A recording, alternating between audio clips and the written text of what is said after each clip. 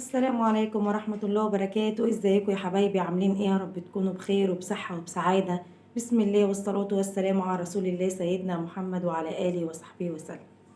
النهاردة الفيديو بتاعنا بيتكلم عن طلبات كل ست بتطلبها من جوزها، وهي بصراحة بتكون مرفهة جدا جدا، وما بتكونش حاسة باللي جوزها فيه أو المعاناة اللي هو بيعانيها، أو معاه فلوس أو معهوش فلوس.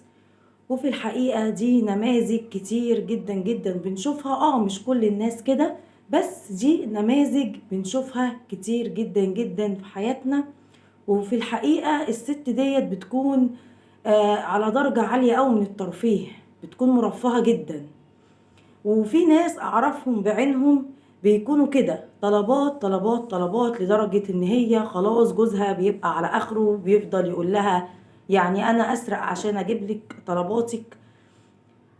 كتير جدا بنشوف في حياتنا الناس ديت، وكتير جدا بنشوف ان الراجل دوت ضعيف الشخصية مع مراته، وما بيقدرش يقول لها حتى لا مش هجيب لك. هو بيفضل يبرطم شوية كده، وانا اجيب منين وانا معيش وانا مش عارف ايه، ويومين ثلاثة وبتلاقيه يجيب لها الفلوس وبيقول لها اتفضلي هاتي اللي انت عايزاه، حتى لو الحاجات ديت مش مقدرته اللي هو يجيبها، بس بيتصرف وبيجيبها عشان ما يطلعش قليل قدامها.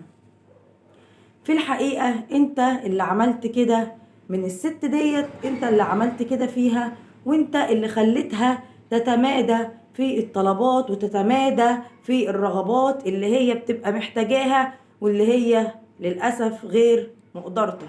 لو كل ست مشيت على قد دخل جوزها وعلى قد يعني متطلبات بيتها، مش هيبقى ابدا في مشاكل في اي بيت، وكل ست هتراعي جوزها ودخله وهتمشي عليه.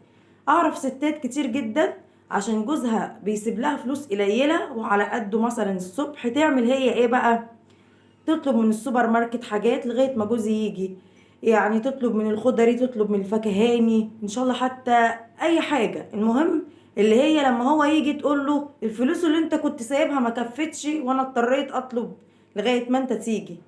يعدي بقى هو لما يجي من الشغل على البقال وعلى السوبر ماركت وعلى الفكهاني وعلى كل دوت، يلاقيها سحبه حاجات كتير جدا. في ست كل يوم مثلا تصحى الصبح تعمل مثلا شوية فول وتاكلهم، شوية جبنة وتاكلهم.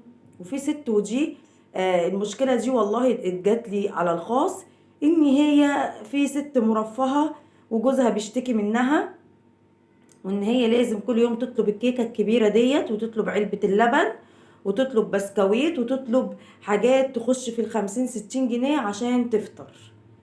طيب هي ليه ما بتفطرش فول وطعمية والحاجات ديت؟ لا، اصل هي بتصحى متأخر والليز ديت بتكون قفلت. فالراجل ده بيشتكي ان انا خلاص جبت اخري وكسفت قدام كل الناس اللي هي بتطلب منهم، وخلاص مش قادر اسد اللي هي بتعمله. طب وانت فين لما حضرتك مش قادر على الناس اللي بره ان انت تسد لهم؟ طب كمان مش قادر على مراتك؟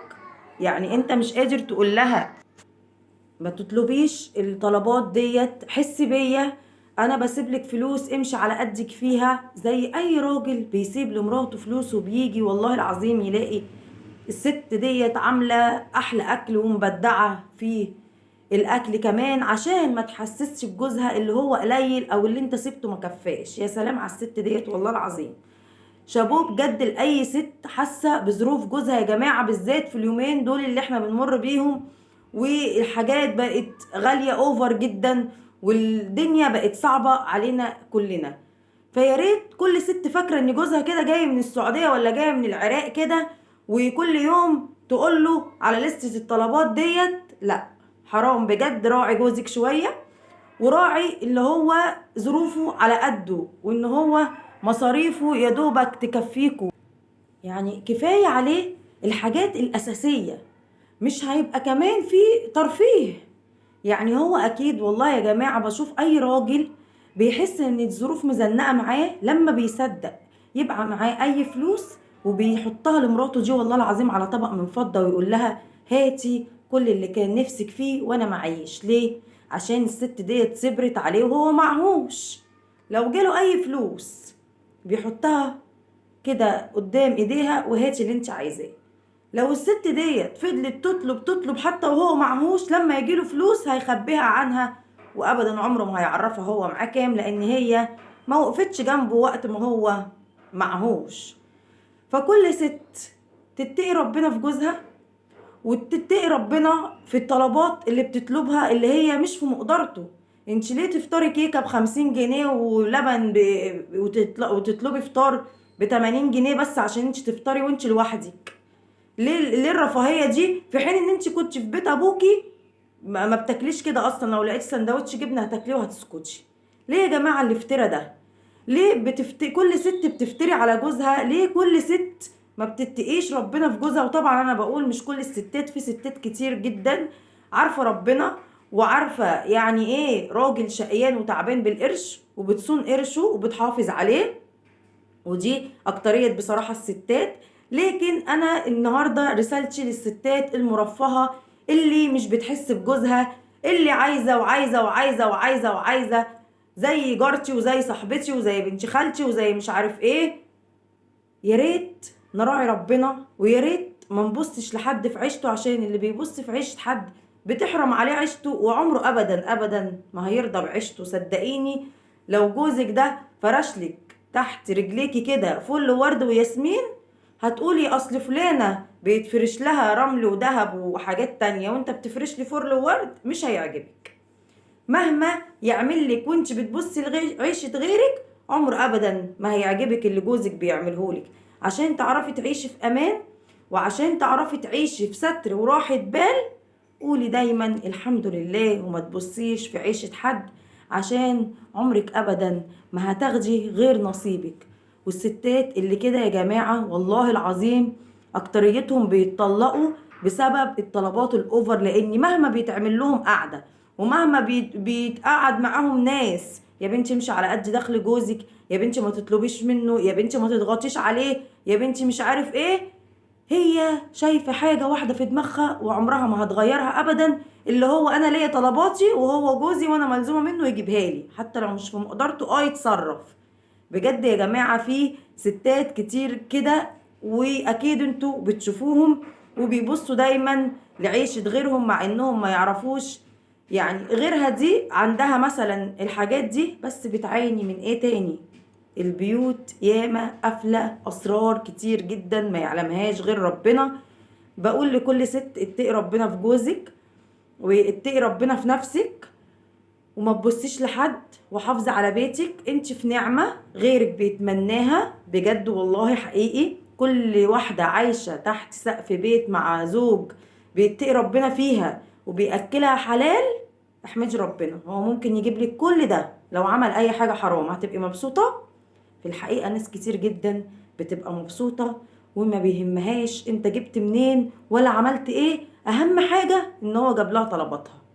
ربنا يا رب يعافينا من الناس اللي زي كده، ويا رب كلنا نعيش في حلال ورزق حلال، واهم حاجة تدخل بيتك قرش حلال. ويا ريت مش مفيش اي راجل يضعف قدام طلبات مراته ويروح يعمل اي حاجة حرام عشان يجيب لها طلباتها. لا، اخبطي دماغك في اجمد حيطة قدامك، اخبطي دماغك فيها وهي دي مقدرتي، وانا مش هعمل اي حاجة حرام عشان اجيب لك اللي انت عايزاه، وانا مش هاكلكوا غير بقرش حلال وتعبان وشقيان فيه، لان الحرام سهل جدا بس بيضيع في ثانية وبيضيع كل السنين اللي انت عملتها في حياتك. ماشي حلال حلال حلال، تيجي واحدة تطلب طلبات طلبات طلبات تخليك ماشي في الحرام وتخسر دينك ودنيتك وربنا واخرتك كمان. فيا ريت يا جماعة لو راجل شايف نفسه مش قد طلبات مراته وهي بتطلب طلبات اوفر، انفصلوا احسن. ما هو انت تنفصل، الانفصال ده حلال احسن ما تعيشوا في الحرام وتأكل عيالك حرام عشان بس ترجي مراتك وتغجب ربنا. ده ما يرضيش ربنا ابدا، وربنا ابدا ما يرضاش بكده. وفي نهاية الفيديو بتمنى لكل زوجة تتقي ربنا في جوزها في الايام الصعبة اللي احنا فيها ديت، ولو معاها اي فلوس يا ريت تعيش وتتعامل بيها وتعافيه من طلباتها الاوفر. وما تكونيش مرفهة أرجوكي. واستودعتكم في رعاية الله وأمنه، والسلام عليكم ورحمة الله وبركاته في فيديو جديد إن شاء الله. السلام عليكم.